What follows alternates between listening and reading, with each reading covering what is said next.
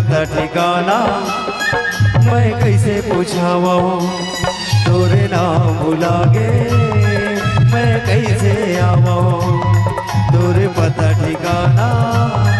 मैं कैसे पूछावा मैं रास्ता गे हो भुलाए रे मैं कैसे आवा नाम भुला गे मैं कैसे आवा।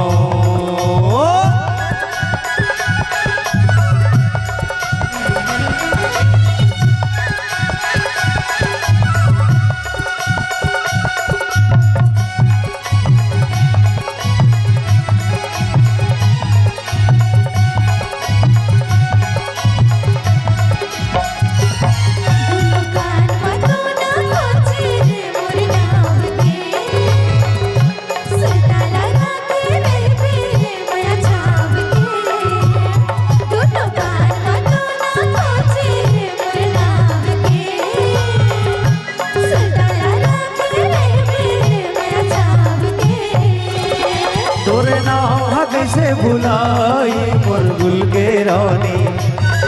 तोर घर माँ लगे दुआरी कपड़ा छानी तोरे नाम कैसे भुलाई मोर गुल के रानी तोर घर माँ लगे दुआरी कपड़ा छानी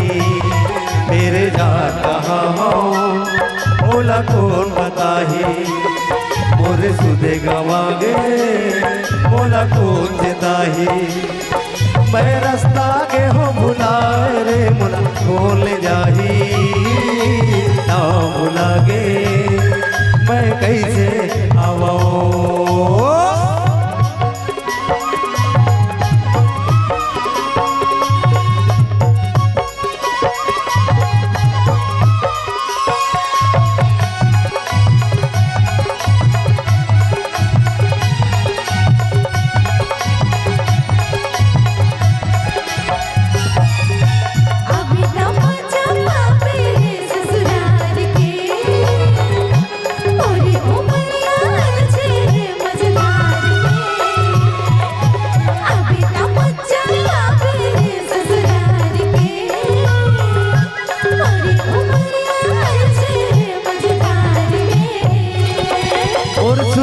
कैसे गवाई जा तो ससुरारी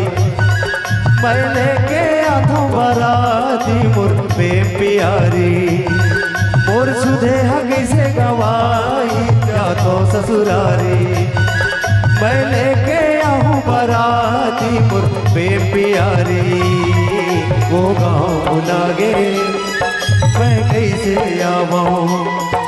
एक अगर बसेरा मैं कैसे पूछावा मैं रास्ता के हो भुलाए रे मैं कैसे आवा ना भुलागे मैं कैसे आवा।